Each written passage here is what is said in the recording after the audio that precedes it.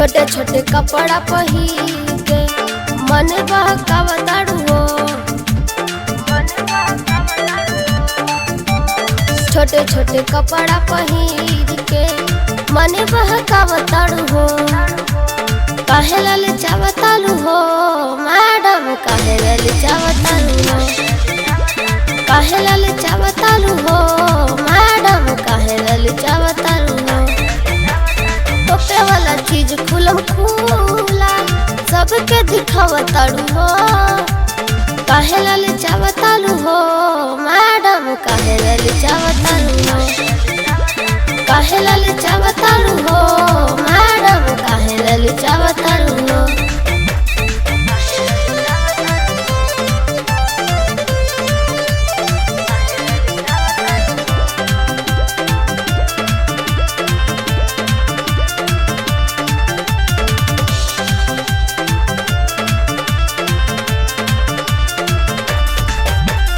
लौकतावे टंगड़ी तोहार सब उघारे उघारे। जकरा भी मन होता नजर खूब मारे। लौकतावे टंगड़ी तोहार सब उघारे उघारे। जकरा भी मन होता नजर खूब मारे। अपना दीवानवा के दिलवा काहे धड़कावताड़ू हो। काहे ललचावतालू हो मैडम, काहे ललचावतालू हो।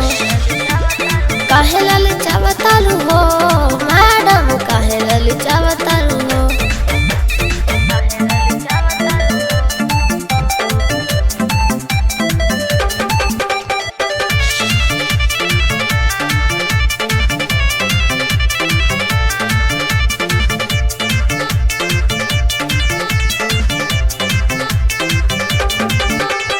हो गइलू बड़ जवान कुछ शरम कराहो। लइका जवन का के मन जनी गरम कराहो।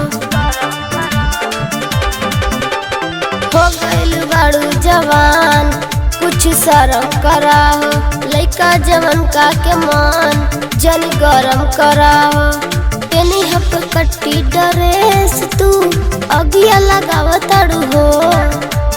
काहे ललचावतालू हो मैडम, काहे ललचावतालू हो।